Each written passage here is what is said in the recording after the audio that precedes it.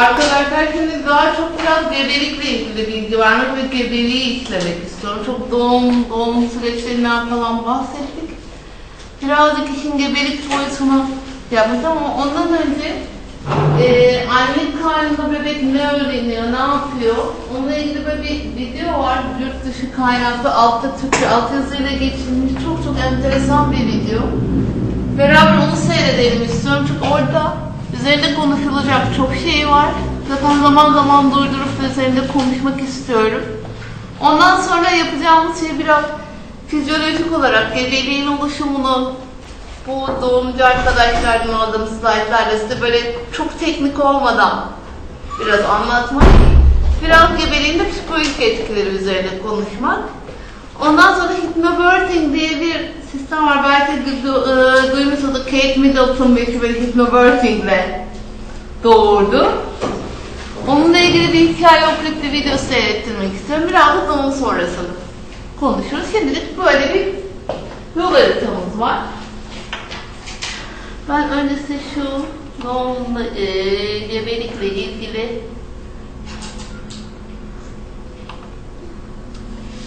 doğmadan önce neler öğreniyoruz? Konumuz bu. Ben şöyle şimdi başlatıyorum. Başlattıkça ilerledikçe konuşmak istiyorum sizlerle.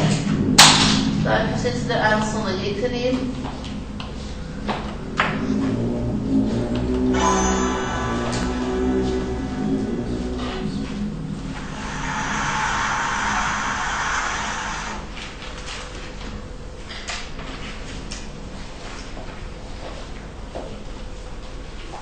Bu videoyu alıyor.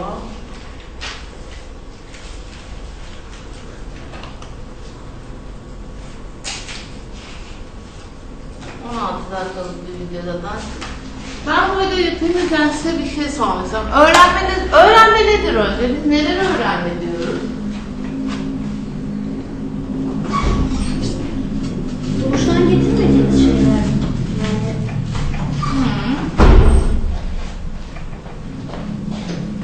Yani kafamızda bazı şeylere dair bazı şeyler var. Bilgiler konuşuyoruz diye. Deneyimlerimiz sonucunda da. Evet. İçgüdüsel olmuyor yani. Yok.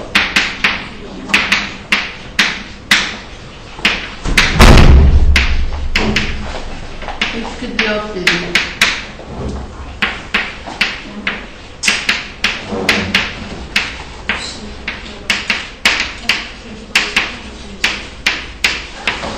Doğuştan getirmiyoruz. Başka nedir öğrenme? Hocam sizin doğuştan Doğuştan da getiriyoruz ama burada da bir şeylik oldu. Ben arkadaşların söylediklerini yazıyorum Şimdi şu ben onu anda. söyledim ama kendi söylediğimi de aynı zamanda ters bir şey daha söyleyeceğim. Doğumla ilgili konuşurken çocuk doğar doğmaz suyun içinde yüzüyor da yani hani bu da bir öğrenilme, bir içgüdü var mı? Annesinin emmesi gibi bir durum. O içgüdü zaten. Hocam. Kalıcı davranış değişikliği. Kalıcı davranış değişikliği. Evet. Tabii şuradan bir... doğuştan gelen genik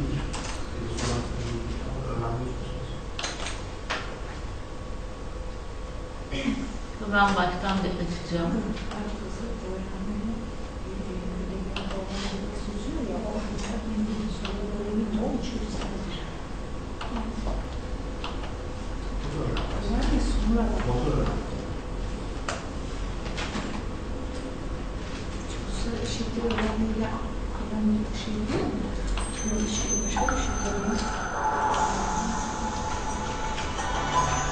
Bakın şimdi ne ilgili diyor doğumla ve öğrenmeyle ilgili. My subject today is learning, and in that spirit, I want to spray it on the wall on top of this. Ready? When does learning begin? Evet. Öğrenme ne zaman başlıyor? Anne karşı.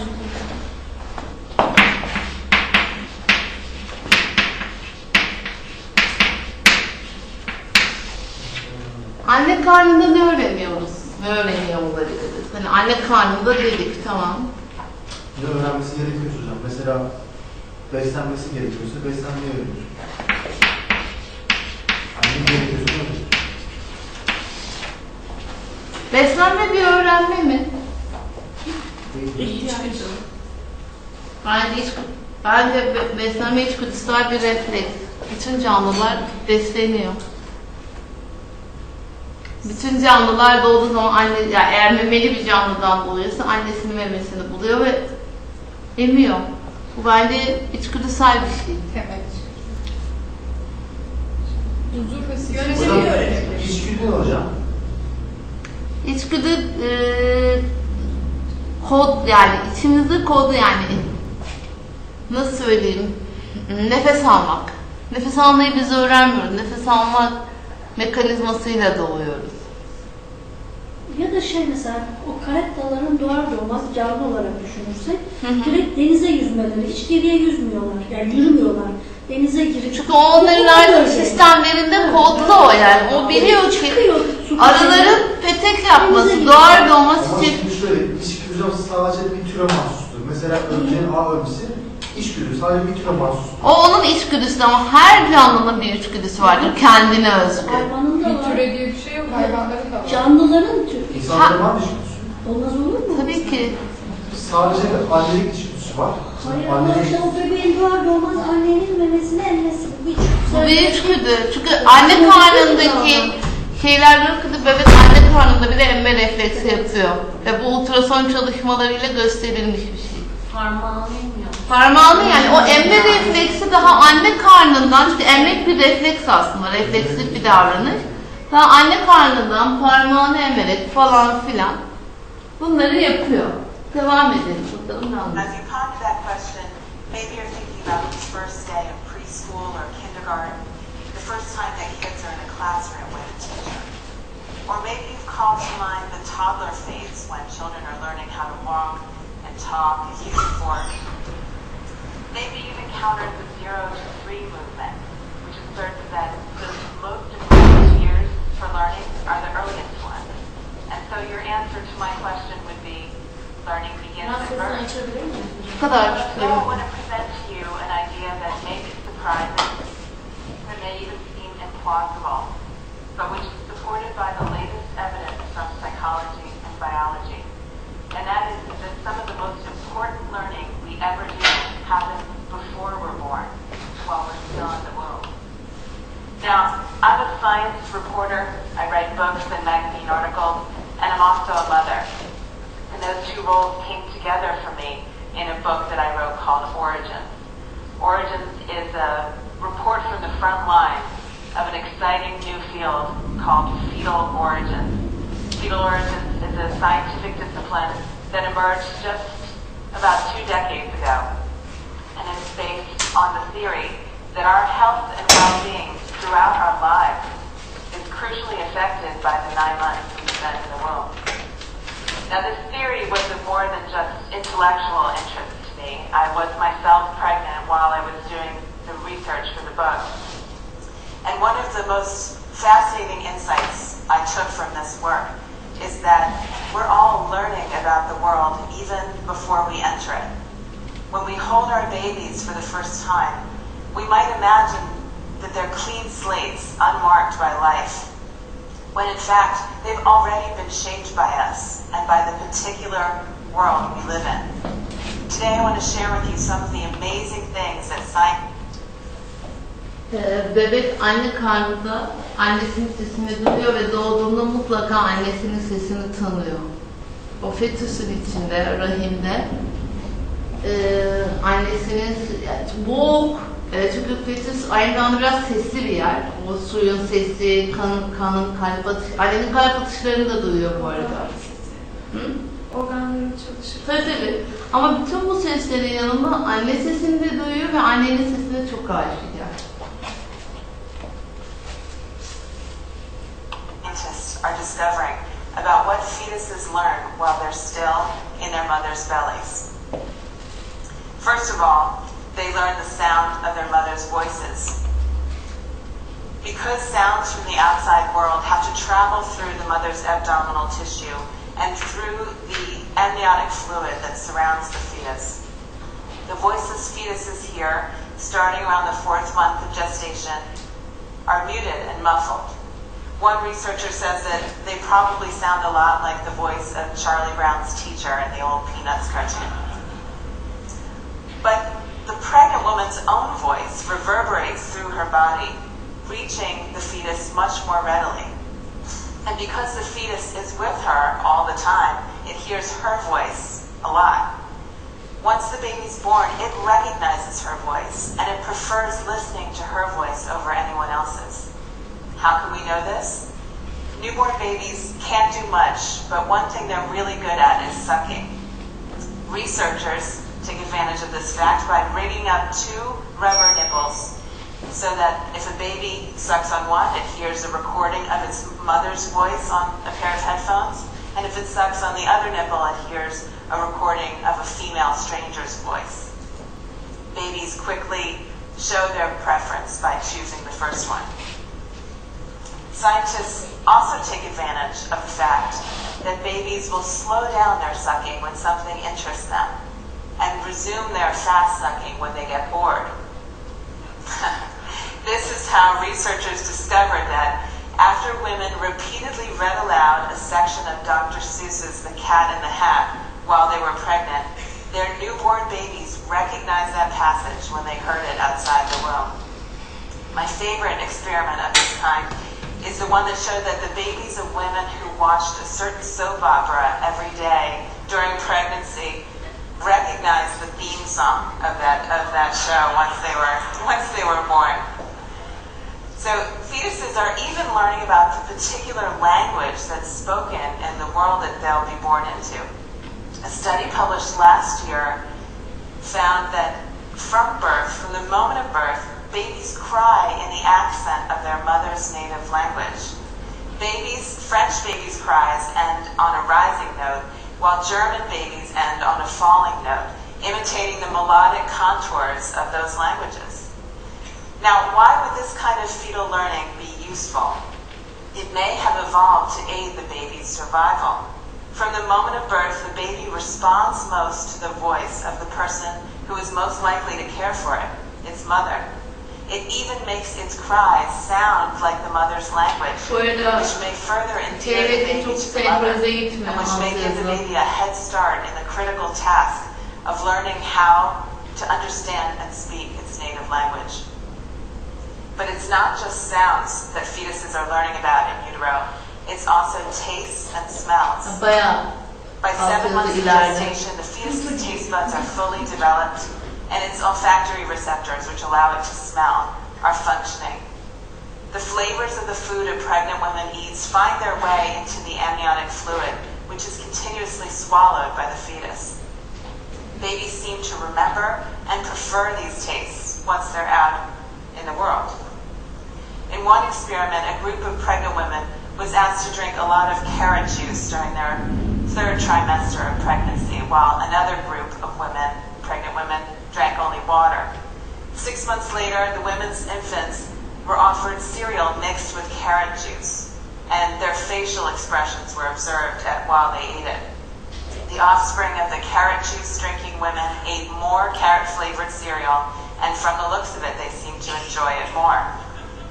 A sort of French version of this experiment was carried out in Dijon, France, where researchers found that mothers who consumed food and drink flavored with licorice-flavored anise during pregnancy showed a preference for anise on their 1st day of life, and again when they were tested later on their 4th day of life.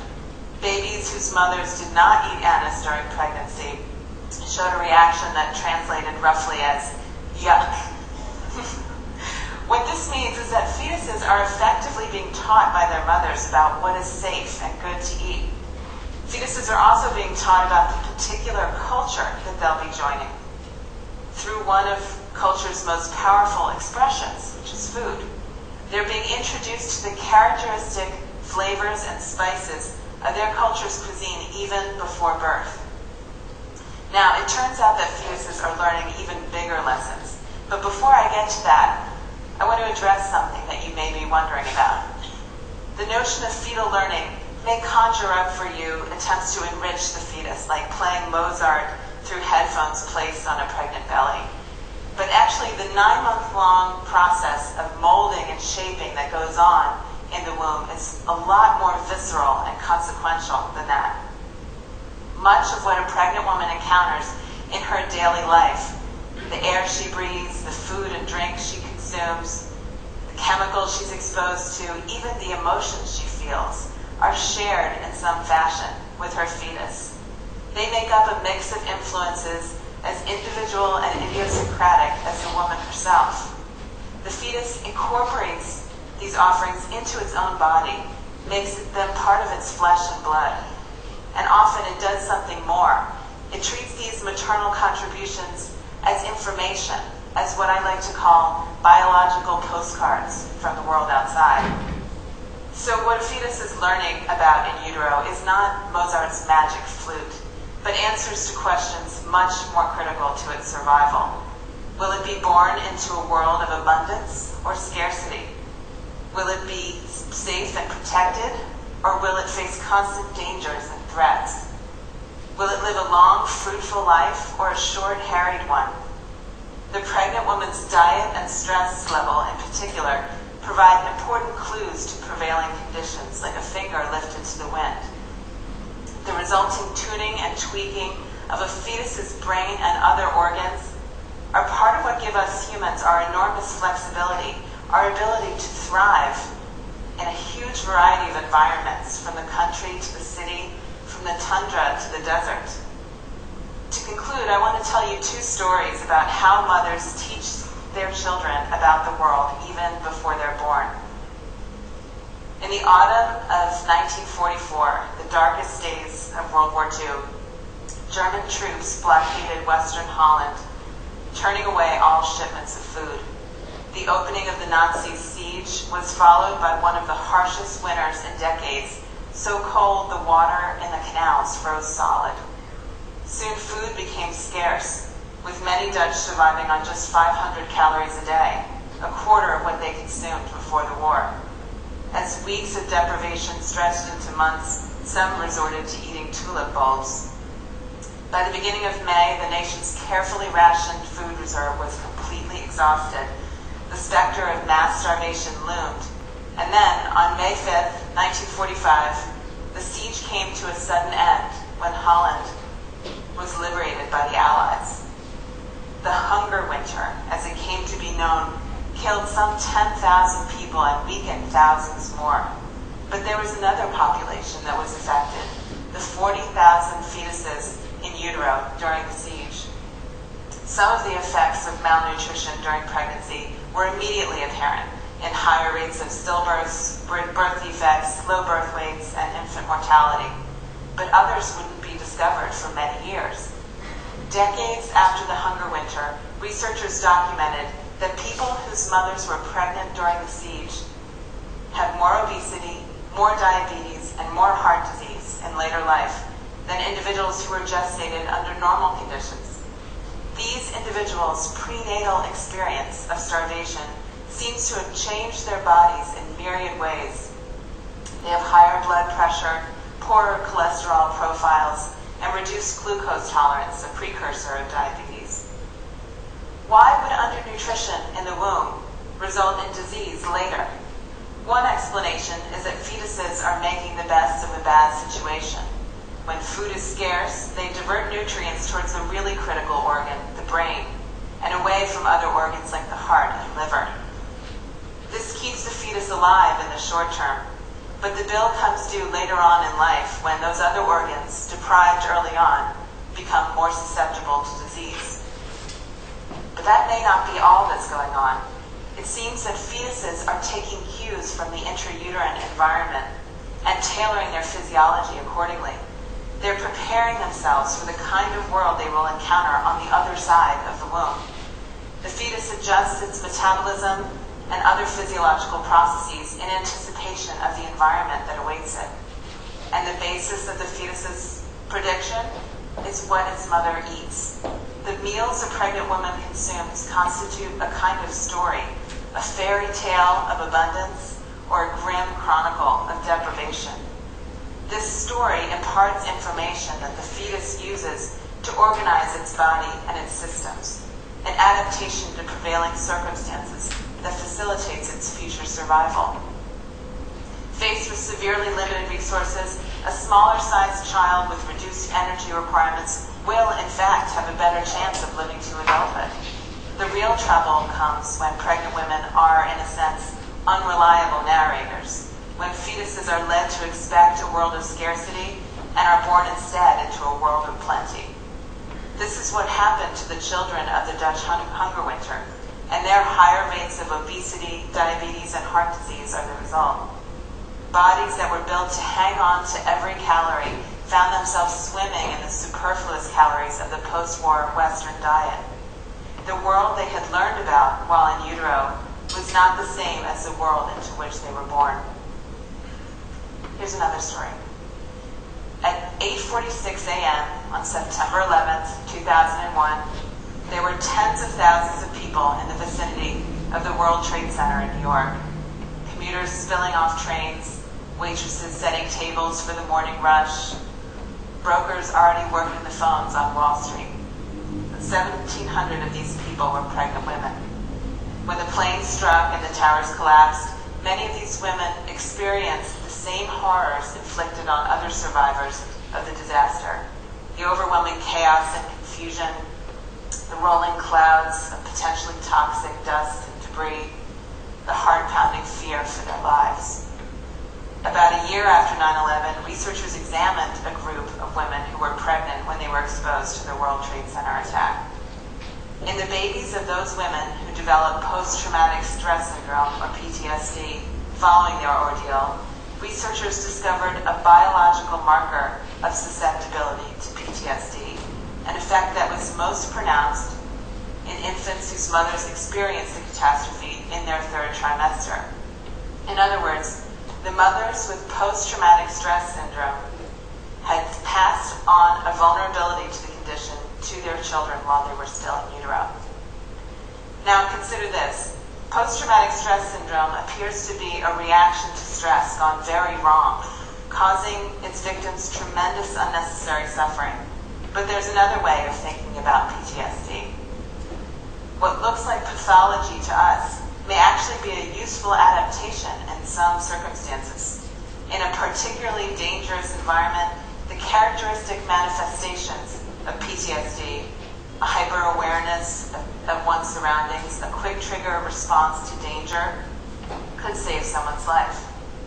The notion that the prenatal transmission of PTSD risk is adaptive is still speculative, but I find it rather poignant. It would mean that even before birth, mothers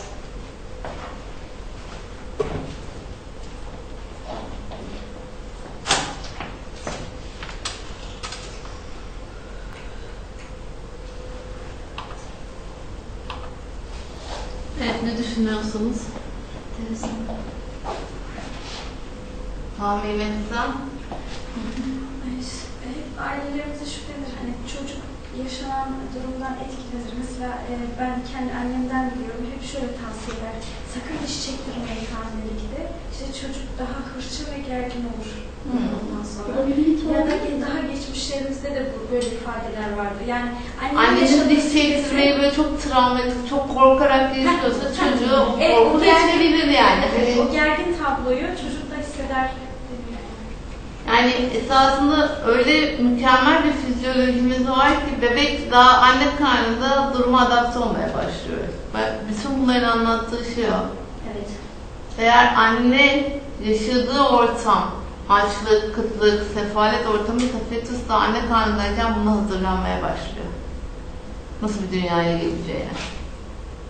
Ve bunu öğreniyor.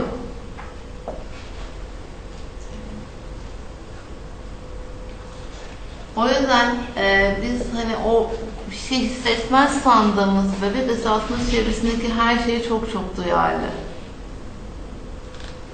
Bütün yaşanan sendromlara, PTSD'ye oldukça duyarlı ve kendini buna hazırlıyor. Başka mı düşünüyorsunuz? Yorum. Ne hissettiniz bunları duyunca?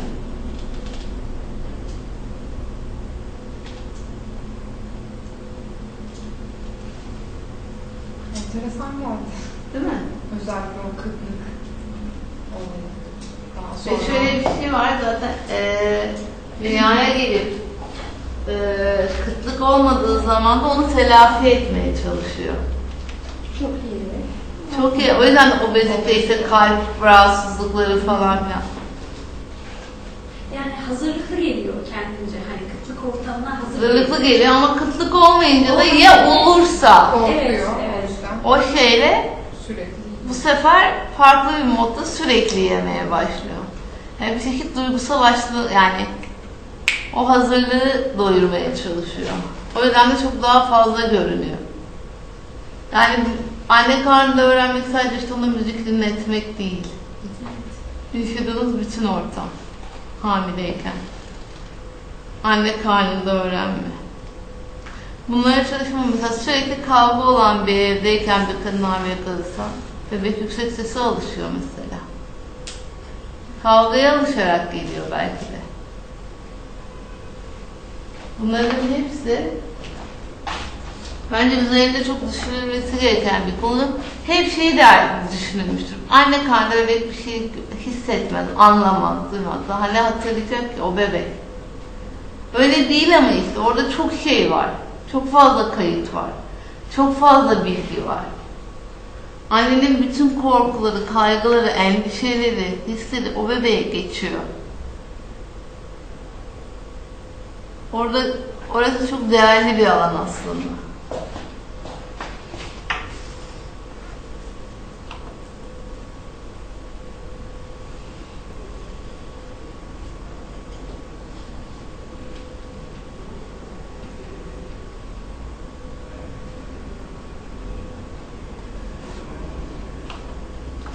Size biraz gebelikten bahsettiğimi söylemiştim.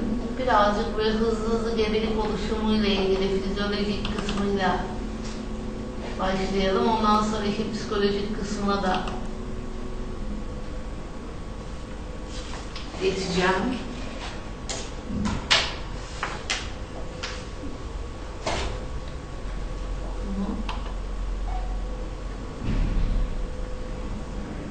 Niye böyle olduğunu anlamadım.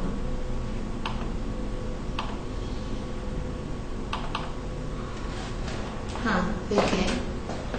Bu işte yumurtanın döllenme süreci.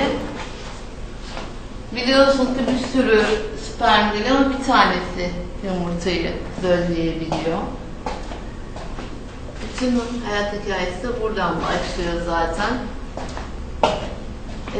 Birkaç katlar var. Kimileri daha buralarda engellenirken bir tane sperm buradan içeri ve yumurtanın içine kadar girebiliyor.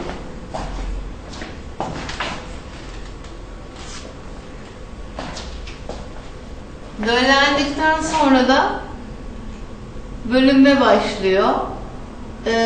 Ve de yavaş yavaş kromozomları ayrışıyor ve yavaş yavaş o bebeğin hücreleri oluşmaya başlıyor.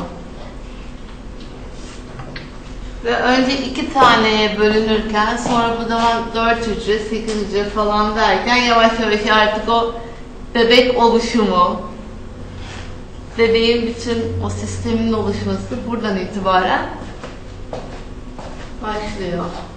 Şeyde de aynı değil mi hocam? Mesela ikizler de tek. Tabii ikizlerde bazen döllenen bir hücre ayrılmadan tek yumurta ikizi olarak bölünüyor. Bazen de 2 tane yan yana döllenmiş yumurta olarak oluyor. Yani hani 2 farklı şey var ya, aynı yumurta ikizi ve farklı yumurta ikizi. Bir tanesinde aynı şeyde, bir tanesinde 2 tane böyle farklı döllenmiş yumurta, yani aynı kesede ya da farklı kesede 2 tane.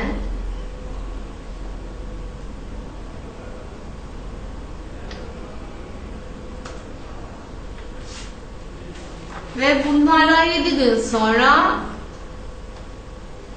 10 gün sonra yavaş yavaş o rahme yerleşmeye ve tutunmaya başlıyor. Çünkü önce yumurtalık kanalından dölleniyor, yumurtalık kanalından buradan yolculuğunu tüplerden tamamlıyor ve rahim ağzında bir yere geliyor ve tutunuyor rahmin içinde.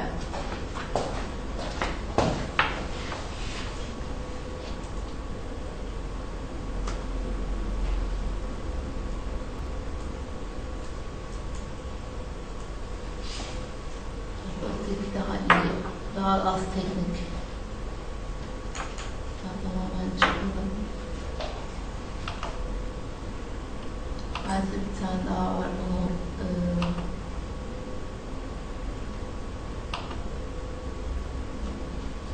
başından bunu göstermek sanırım daha iyi. Çünkü çok daha az teknik. İşte hamile bir burası daha az teknikle burada. Aşağı yukarı bebekleri doğuma yakınken böyle duruyor anne karnının içinde. Anne o sırada annede iki yani kendi kafa bebeğin kafası 4 el, 4 bacak falan. Böyle bir anne 2 tane canlı aslında.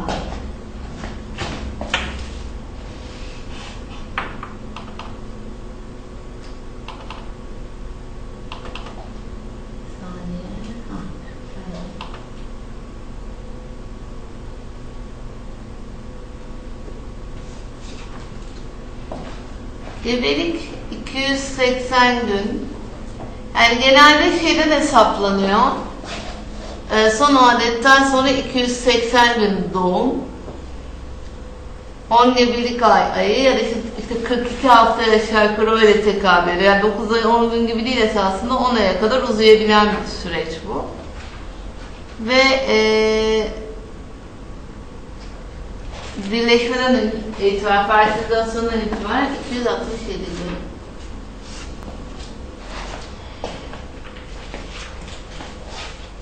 Annenin ciğerleri büyüyor, karaciğerini, bütün iç organları yeri hamilelik boyunca değişiyor aslında. Bütün hepsi yeni bir yerlere yerleşiyor, bebeğe yer açıyor.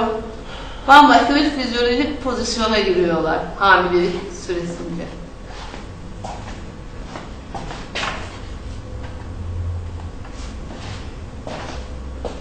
Ve buradaki bebeğe oksijen taşıyan kanallar artıyor, damarlar artıyor. Çünkü daha fazla orada oksijene ihtiyaç var. Ve hormonlarda tabii daha fazla hamilelikle beraber sürekli bir hormonal bir aktivite başlıyor.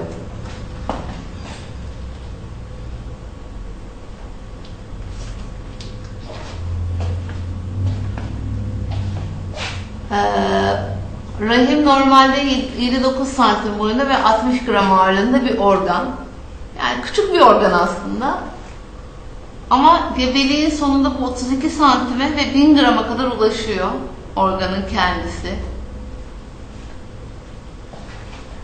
O kadar büyüyor.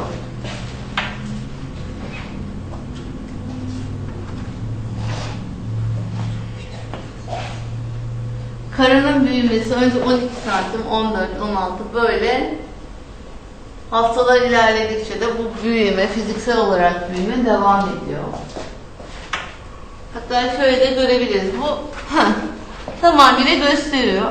12 hafta, 13 hafta, 14, 17, 18, 19, 20. 20'de daha belirgin. En çok böyle mesela şurada hiç belirgin değil ama 17'den itibaren yavaş yavaş o karın da böyle belirginleşmeye başlıyor 20'den sonra.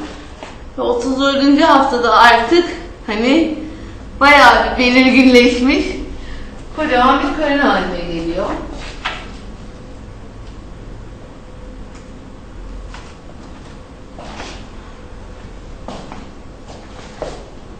Bu işin işte rahmin görüntüsü buralarda.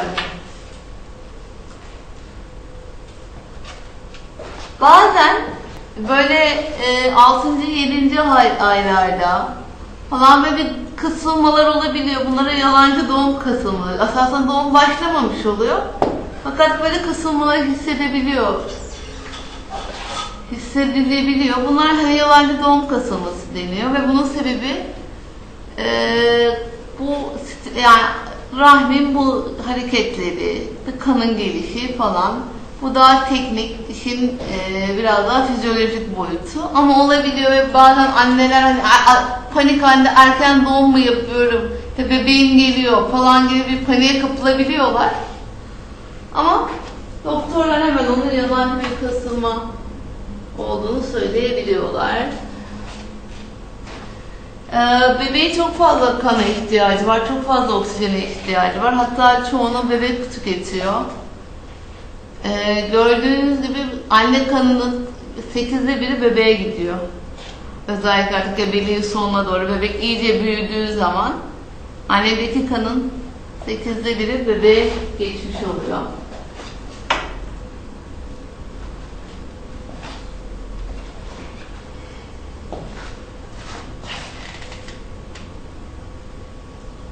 Bunlara gerek yok. Nişane denen bir şey var. Bu da doğum başlama işaretlerinden biri. Bu su gelmesi değil. Buna nişan deniyor. Su gelmesinden farklı bir şey bu. Pembemsi bir şey. Efendim? Pembemsi. Sarımsı ya da pembemsi olabiliyor. Yani o şey değil. Bu rahim ağzının açıldığını, yani rahim ağzını, çünkü buradaki sıvı bebeği dışarıdan gelen enfeksiyonlardan koruyan bir sıvı. Orayı kapatan bir şey ve doğumdan önce, belirli bir süre önce bu atılıyor. Ve buna da nişan gelmesi ve bu da doğumun yakında başlayacağının işaretlerinden bir tanesi. İşte bana işte böyle mesela pembemsi, sarımsı olabiliyor.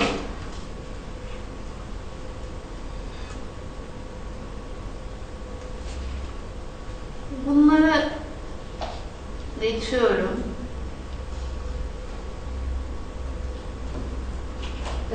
Kas iskelet sistemi, memelerin büyümesi, bütün o büyümeleri falan. Bunları geçiyorum. Ciltte bağlı değişiklikler olabiliyor. Ciltte olan kan akımı artarsa hamileler mesela daha çok terler, kızarır, daha ısınır. Özellikle son şeyde hamileler gerçekten böyle bir sıkıntılar falan basar. Özellikle yazlarda daha da çok terler. Lekelenmeler falan olabiliyor ciltte, hamileliğe bağlı olarak. Burada şu enteresan bir şey, pek çok hamile kadında şu çizgi görülüyor karın üzerinde. Görülebiliyor ama görülüyor. Bunun şöyle bir rivayeti var. Hani ne kadar olacak? Bu bebeğe memeye giden yolu gösterdiği de iddia edilen bir çizgi. Çünkü bu buraya kadar uzuyor ve burada bir göğüste doğru giden bir süreç var. Böyle bir iddia var.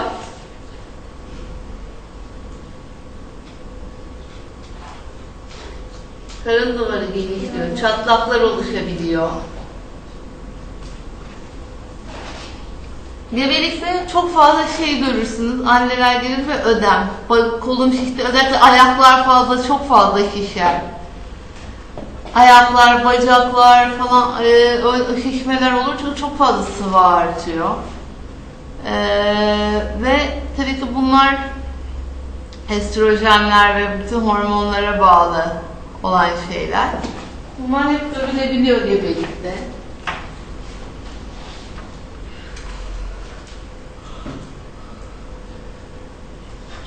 Bunları hani gebelikle ilgili şeylerin teknik şeylerini geçiyorum.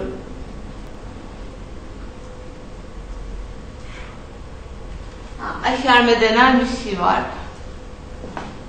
Gebelikte iştahlar artıyor. Hani hep dedi de 2 kişilik besleniyor hamile. Gerçekten iştah artıyor. Ve bazen de duyarsanız bazı kokulara duyarlılık geliştiriyor gebeler. O koku çok rahatsız ediyor. Ya bunların hem psikolojik hem de fizyolojik etkileri var. Bu ama aşermeler psikolojik olarak da açıklanıyor. Belki de deniyor, bebeğin isteği de denebiliyor bazen. Hani şekere ihtiyacı oluyor, şekerli bir şey aşeriyor bebek mesela. Bebeğin öyle bir ihtiyacı varsa. Mutlaka yani bazen ortaya herkes her gün aşermiyor ama mesela. Bazıları diyor ki ben hiç aşermedim. Bu da olabiliyor. Yani biraz beslenme sistemi, daha önceki yapı, neyi sevip sevmedik mi de biraz Bence alakalı. Şımarıklık da diyen var. Sence şımarıklık mı? Yok diyen var. Ha diyen var. Senin düşünceni merak ediyorum. Sen diyorsun ya demiyorum. Ya bu şimdi işte psikoloji tarafına konuşursak bu belki de eşten ilgi isteme yolu. Çünkü ilgiye ihtiyacım var. Bir şekilde de talep var. Direkt hani bana ilgi gösterip talep edemeyince belki bu şekilde talep ediyoruz. Bir besin arattırarak, o besini isteyerek. Biraz da bence de öyle bakmak gerekiyor. Yani şımarmak gibi ama ilgi çekme, ilgiyi isteme. Bence öyle bir çok anlamda öyle bir boyutu var bence. Bu kısım.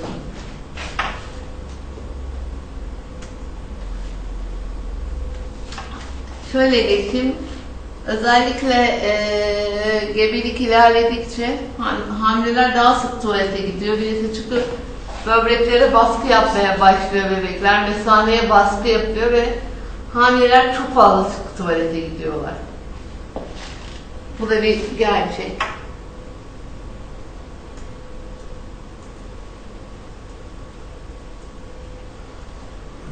Bunları hızlı geçiyorum.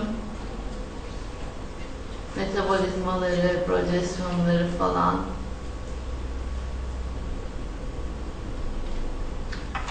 Kilomdan kısaca bahsedebilirim. Genelde gençler yaşlara göre, zayıf kadınlar, şişmanlara göre daha az kilo alıyorlar. Bir de şeyden doktorlarla özellikle konuşmak lazım. Çok yemek değil, dengeli yemek esasında önemli. Besin ihtiyacını karşılayacak yemekleri yemek aslında önemli. Yani çok fazla gereksiz kaloriyi almakla ne seni ne bebeği besliyor. Burada mutlaka annenin bir beslenme, yani doktoruyla beslenme konusunda bence görüşmeli. Nelere ihtiyacı var, neleri yemeli.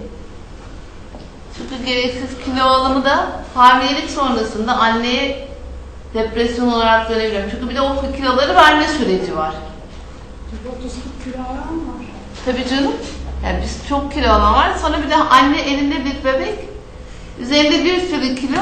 Ben bu kiloları nasıl vereceğim? Ne kalıyor? Gerçi emzirmek çok kilo verdiren bir şey. Ama böyle de yiyorlar yani o süt olsun diye o Var falan. Vermeye kalmadan orada. Efendim? Çocuk daha çok acıkma hissi uyanıyor. Doğrudur, çünkü çocuk sonuçta sen bir enerji tüketiyorsun onu emzirirken, ama emzirme genel olarak kilo verdiren bir şey. Tabii bir de eski inanışlar, şunu ye sütün olsun, bunu ye sütün olsun falan gibi. Tabii sağ olsun anneannelerimizden, babaannelerimizden gelme inanışlarımız da var.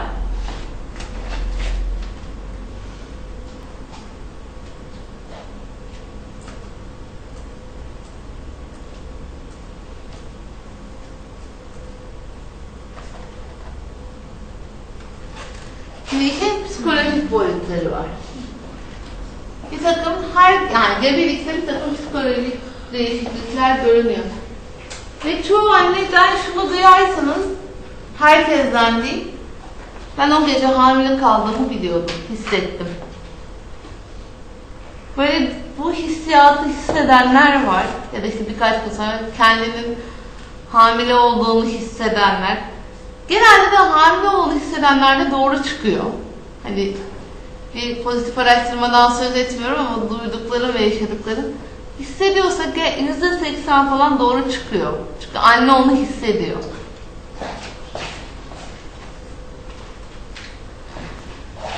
Gebelik belirtilerini 3 grupta ince. Bir bireysel, yani kişisel belirtiler. İkincisi kesin, yani daha objektif belirtiler. Üçüncüsü de kesin belirtiler.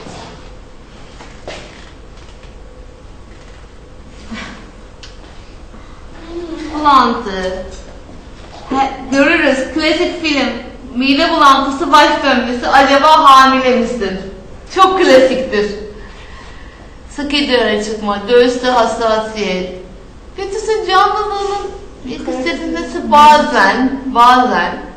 Çünkü işte o, hocam canlılığını? işte bu mesela Çok psikolojik bir his bence. Çünkü mesela benim 4 aylık hamile akrabam daha hareketlerini hissedemiyor.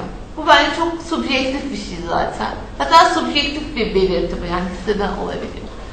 Halsizlik, yorgunluk, deride pigmentasyon, diş etleri, kilo artış falan, bunlar böyle daha kişiye bağlı. Kiminde 3 ay boyunca hiç kilo veren var mesela, çok kustuğu için. 6 kilo verdim. Çok kustuğu için gebeliğinin ilk zamanlarında kilo veren insanlar var yani. Bunlar çok subjektif belirtiler.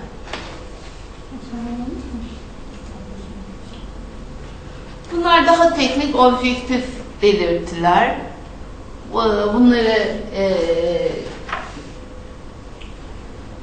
geçiyoruz. Gebelik, burada en önemli şey gebelik testlerinin pozitif olması. En objektif belirti, testin pozitif. Önemli olan kısmı bu. Daha da kesin olanı Ay inancım hayat var orada. bu görülüyor arkadaşlar. Zaten ayak buradaysa kalp seslerinin duyulması, o kese, fetusun tespit edilmesi ultrasonda. Mesela esas fetal hareketler 18 ile 20. haftalarda hissediliyor. Daha önce bebek hareketleri pek hissedilmiyor. Dediğim gibi 4 aylık ve henüz daha hissedemiyor. Bunlar kesin pozitif, artık sen hamilesin kardeşimiz belirtileri. Bu resimde kalsın. Gebelik sürecinde dediğim gibi hamilelerin genelde ilgiye, sevgiye ve desteğe çok ihtiyaçları var. Çünkü başlı başına bütün hayatı değiştiren bir süreç. Sonrasının annenin bir sürü endişeleri oluyor. Nasıl doğacak, sonra ben ona nasıl bakacağım, nasıl büyüyecek, sağlıklı olacak mı?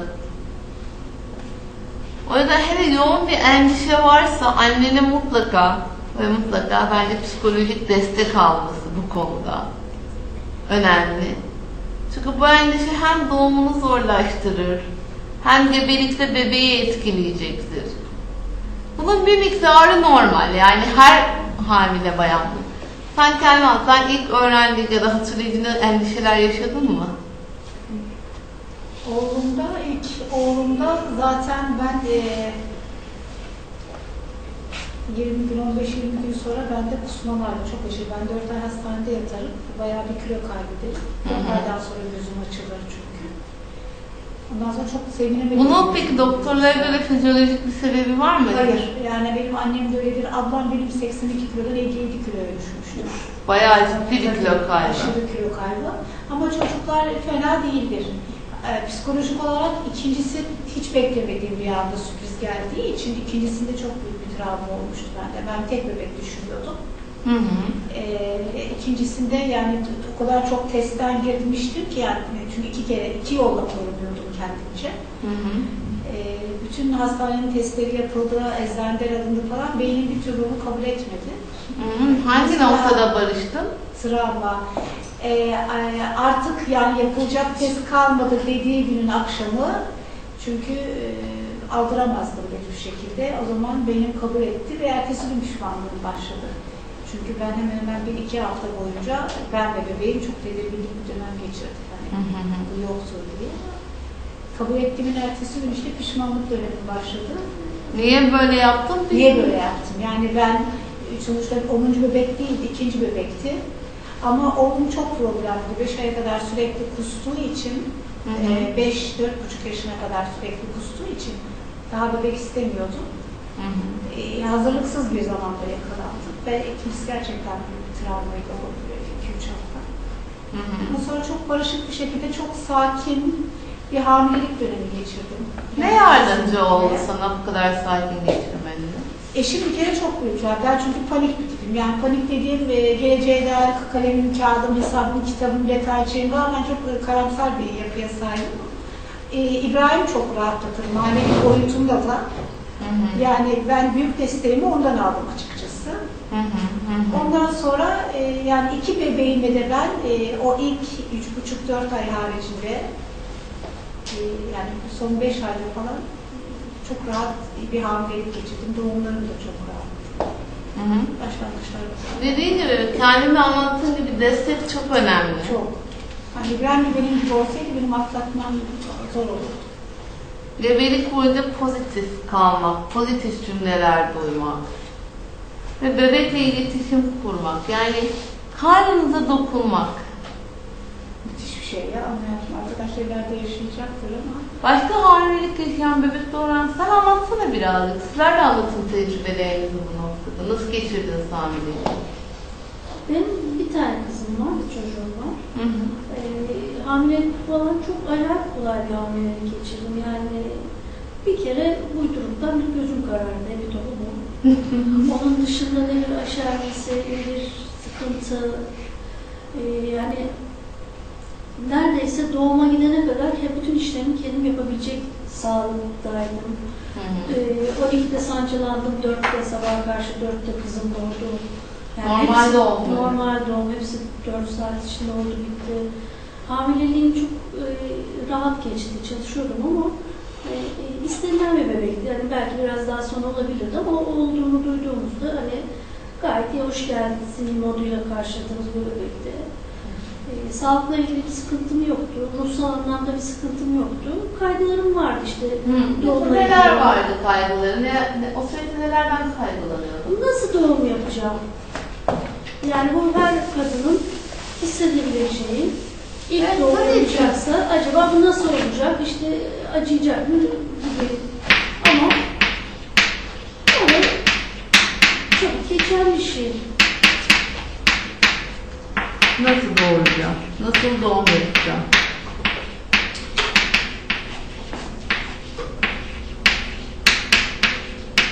Başka?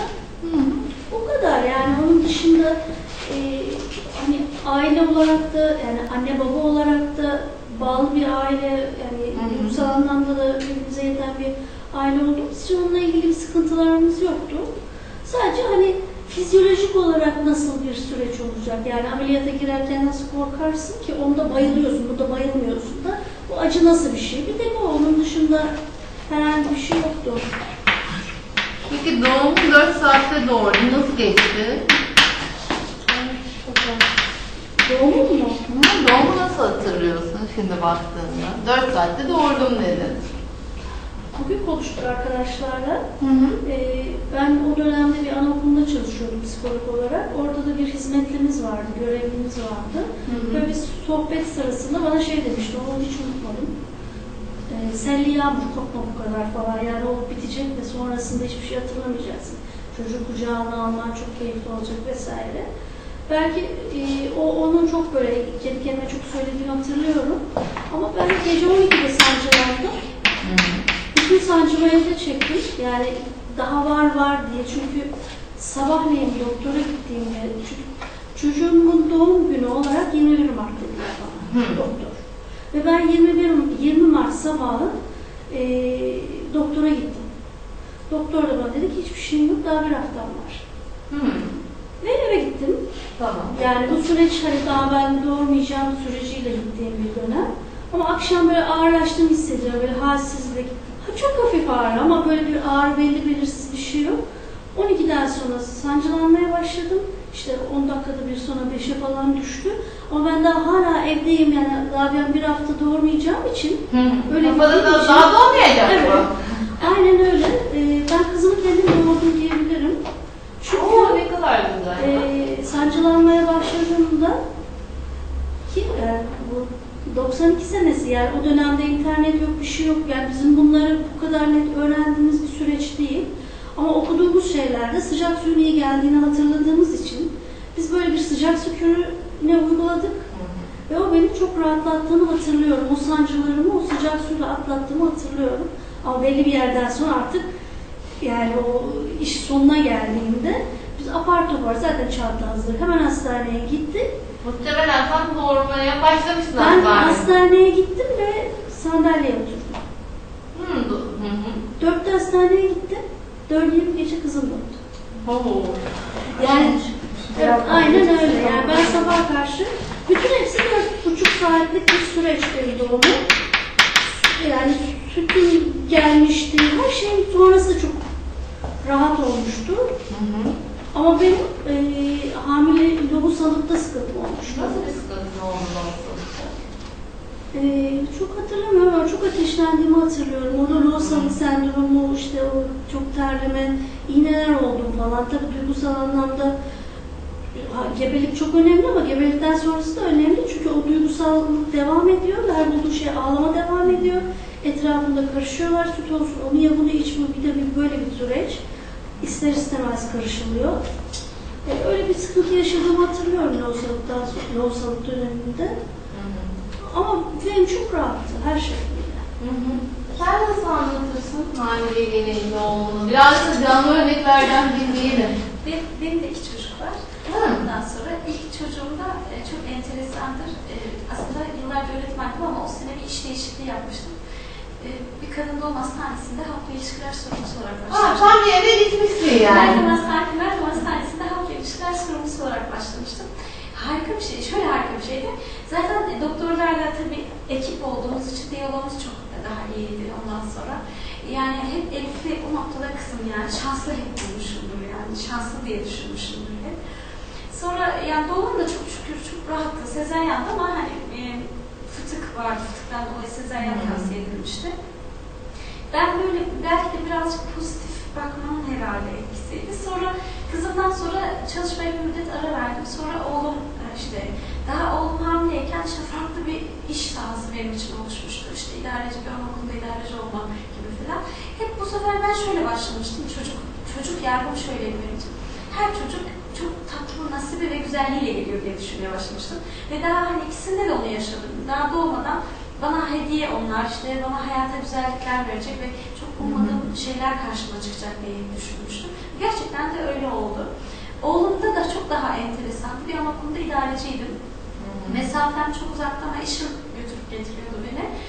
Yani hiç negatif bakmamıştık olaya. Aslında dışarıdan bakanlar hep şey diyordu. Eyüp'ten Başakşehir'e her gün gidip geldim hem de sen bu kadar hamilesin diye.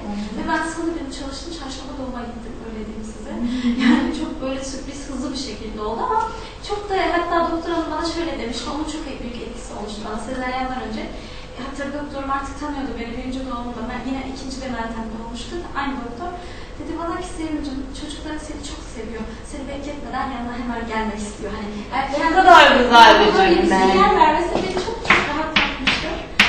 Ben de öyle yaklaşmıştım. Yani çok seviyorsa ben de onları çok seviyorum.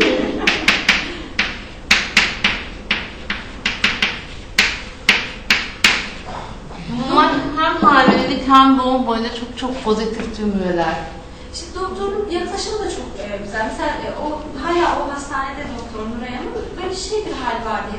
Yani doğuma doğal yaklaşım, işte hayatın bir hani getirisi, çok aşırı depresif bir tavır takınmak veya işte olayı abartmak doğru değil derdi. Yani rahat olun, herkes yapıyor bunu, hani tek yapan siz değilsiniz gibi derdi hatta. O kadar hani rahatlatırdı. Onun için de çok şükür ikisi de çok böyle güzeldi, hamileliklerim de güzeldi, doğum da öyle düşünüyorum. Mutluydum. Hala da mutluyum çocuklarla. İnşallah arkadaşlara da öyle tavsiye ederiz. İşte öyle olur inşallah onlar için de.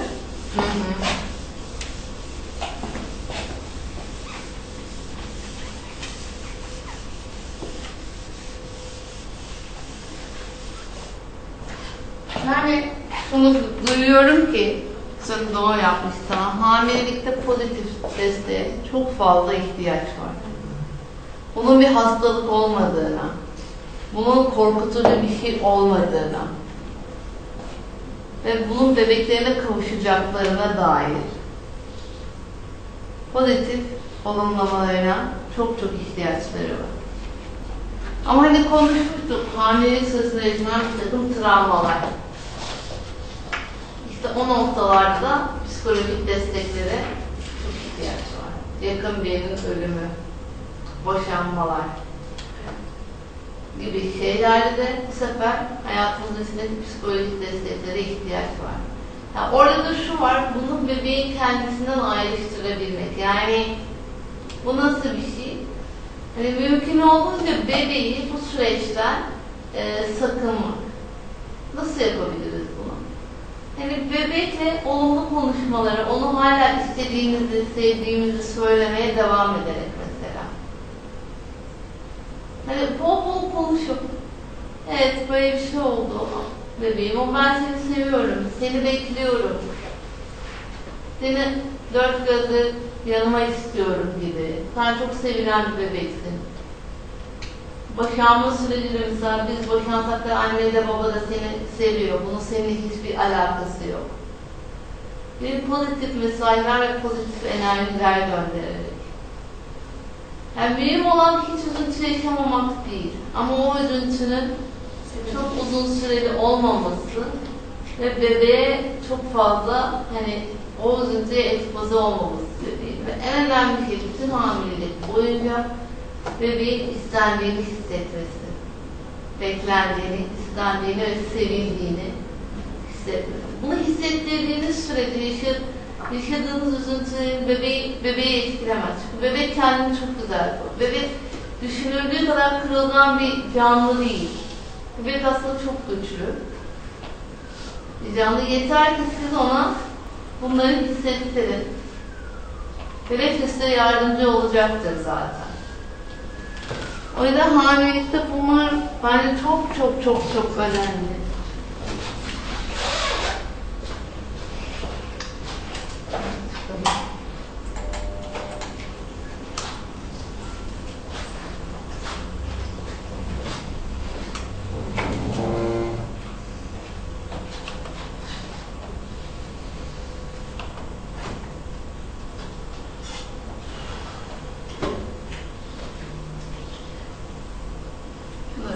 Şu anda için ihtiyacımız yok.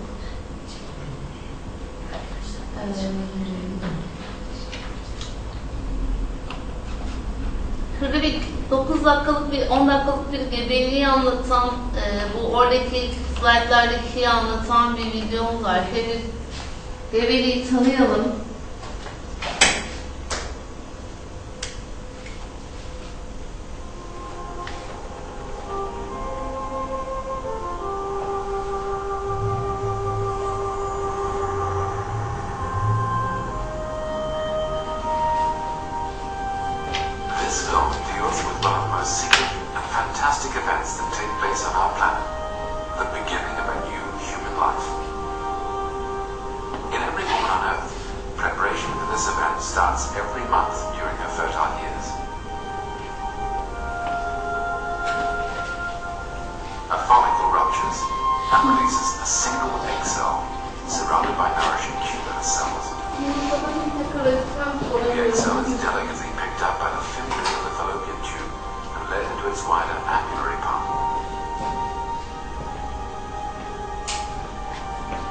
Inside, the egg cell is carried down the tube by millions of tiny cilia hairs.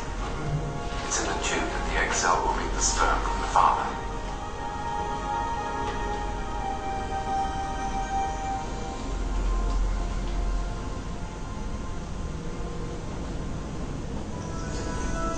Here, inside the man's testes, the formation of sperm takes place.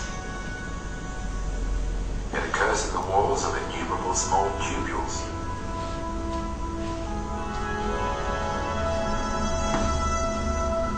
From puberty to late in the man's life, they'll serve to nurture billions and billions of developing sperm.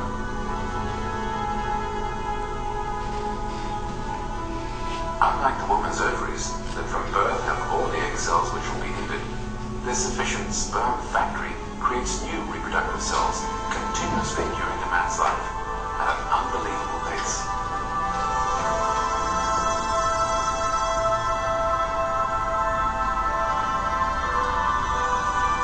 The sperm head contains half of the chromosomes needed to create a new human being. The other half waits securely stored in the woman's egg cell.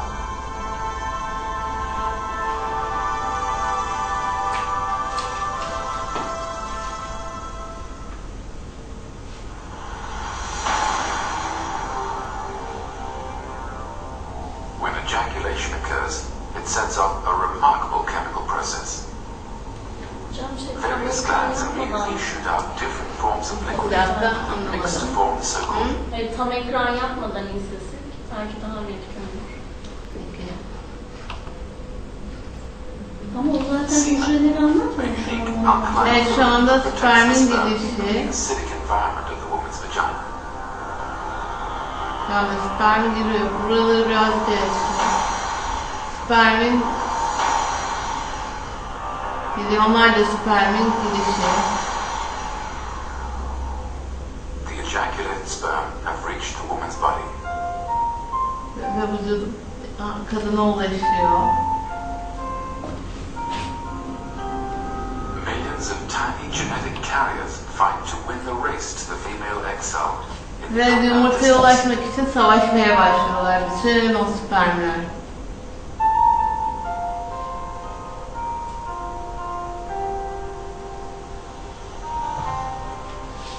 Aslında bu da bir içgüdü değil mi? Tabii ki spermlerde kodlu bir içgüdü. Bütün spermler oraya ulaşmak üzere. Ruled by the woman's hormones, the composition of this mucus allows penetration of the sperm through the cervix for just a short period of time. Şuraları biraz kara kara ama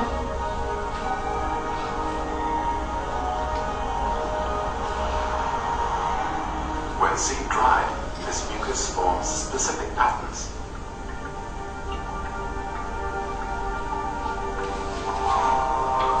Tiny, narrow channels in the mucus, which the sperm utilize to progress forward, are built up by linearly arranged glycogen molecules.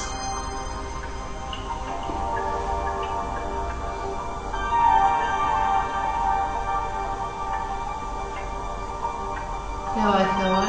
Evet, spermler yoldalar.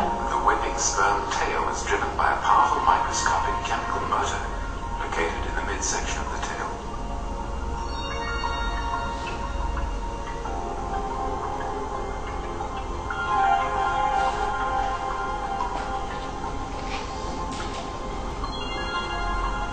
During the long journey through the cervical canal, the uterus, and into the fallopian tubes, sperm selection takes place.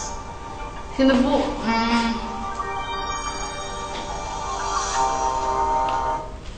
yumurtalar annenin tüplerinde olduğu için, yani şöyle tüpler var. Bu spermler o tüplerdeki yumurtaya ulaşmaya çalışıyorlar. Burada döllendikten sonra rahme düşüyor. Yani rahme ulaşıyor bu döllenmiş yumurta. Bunların da yolculuğu o tüpler boyunca yumurtaya ulaşıyor.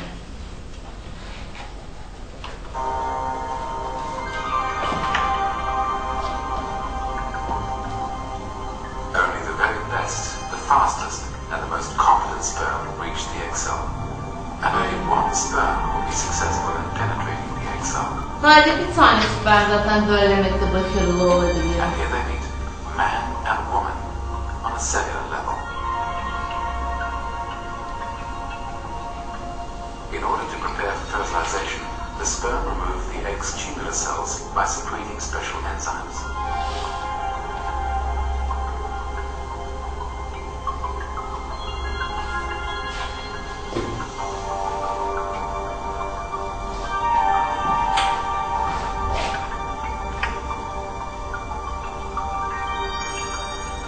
And finally, one single sperm enters the egg's membrane.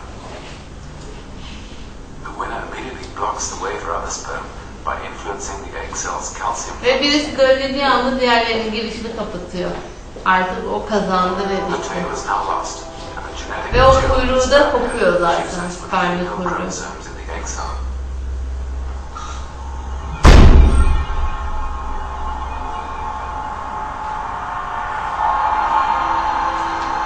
Ve çoğalma başlıyor işte. This cleavage takes place after approximately 24 hours. During the first cleavage stages, resulting into up to 8 to 16 cells, Önce 2'ye, 4'e, 8'e, 16'ya böyle hızlı bir şekilde bu hücreler bölünüyor. at the next phase, the cells are bound together into a cell cluster. Now they also start to differentiate in specific ways towards their future functions.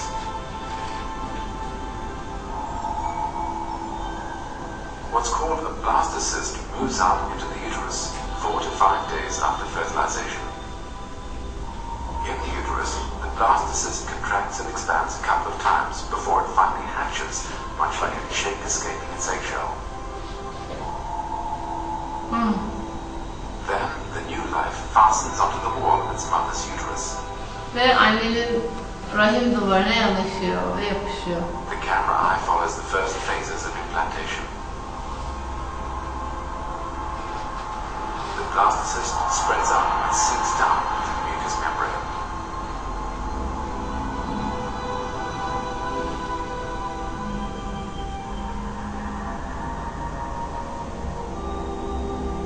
The first shape of the new human being. Zigot. The leg bone above the somites that will form the spine. İlk başta biliyorsun omurga oluşuyor. It goes through stages that remind us of creatures from prehistoric times.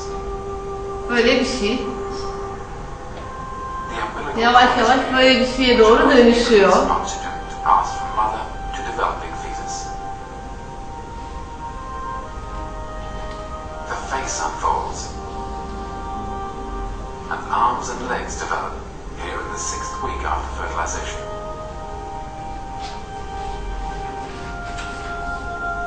Hala tadı tam bir bebeğe benzemiyor bence.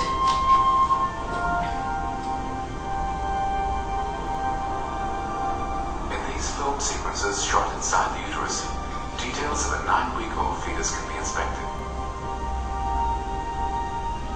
The needle scope used has an outer diameter of less than 1 millimeter. Benim yemesinden daha küçük. Buradan bir canlı çıkıyor. Modern medical photography like this, in combination with the development of ultrasound, gives us a unique opportunity to study human development before birth. And to Böyle bir hallere geliyor. Yavaş yavaş. possibilities in fetal care.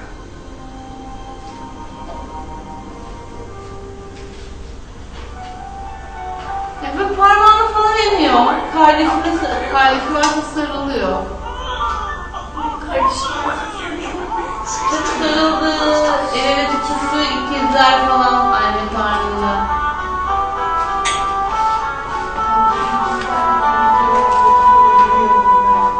Sıkışmış da